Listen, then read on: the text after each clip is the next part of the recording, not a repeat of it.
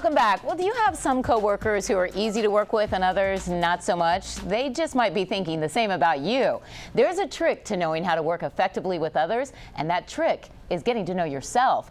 Our workplace consultant, Mary Abijay, joins us this week. She has a tool she swears by that she says that can help all of us in the workplace. Mary Abijay, my kids have been looking forward to this week.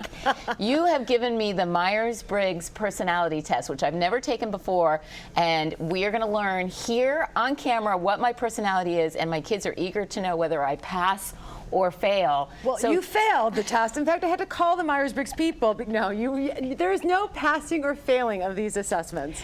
So there are several different ways you can break it down, and we're going to explain that in a moment. But first, you're going to tell me the initials for what I am. Okay. So drum roll, please. Drum roll, please. Mary Abijay, what am I? You are an ENFP.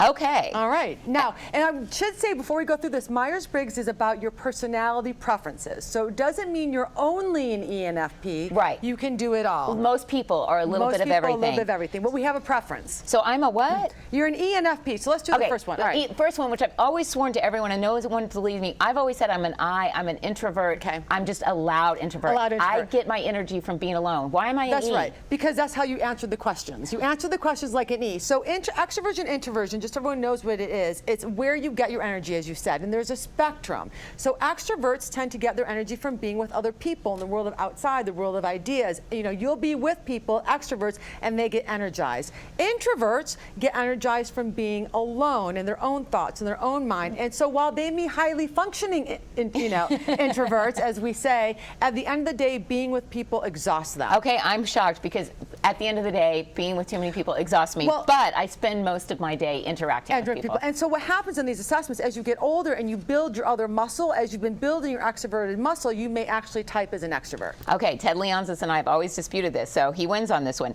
The next one, I am an N, which means I'm intuitive rather than sensing. So this dichotomy is about how you take in, how you gather information, and how you relay information back. So on the one end of the spectrum, you have what we call the N, which stands for intuitive. And people who, with this preference, tend to take in information in great buckets, in patterns, if you will, and how things are related. People on the S function take in what's really there, concrete They like things. facts. Facts, details, what's really present in this world. Intuitive, we want to get the facts and then try and figure something else beyond that? Yes, for example, if I asked you, how do I get from here to there, you, as an N, you are an N, you'd say, oh, it's down the street by that place you went to the one time where we did coffee. And S would say 3 blocks north, 2 blocks left. So it's a totally different way of getting communication. And by the way, only 30% of people in America are N's, so a lot of miscommunication comes between the S and the N's. Good to know. F versus T, I'm a feeling versus a thinking. Yeah, and so what this is about, this doesn't mean that you feel and don't think.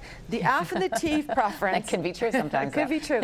It's about the criteria you use to make decisions. So people with the F function preference, like you, when you make a decision, you are going to run it through your personal value system. In fact, you are going to put the people before the problem. Okay. People who are a T, like myself, it's not about the people, it's let's solve the problem. Which can be a good way to be. We come across very Dr. Spocky.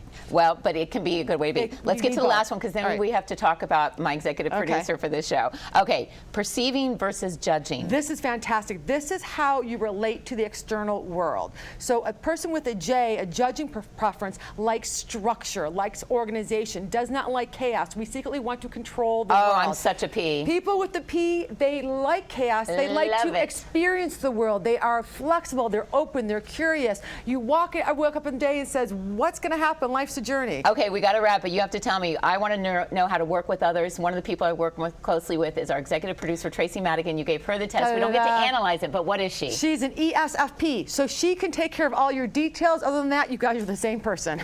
That is exactly it. And Mary, so is your boyfriend. Mary Abijay, much to learn. Thanks so much for joining us on Washington Business Report. Well, coming up, a hot week in Washington. The roundtable's next.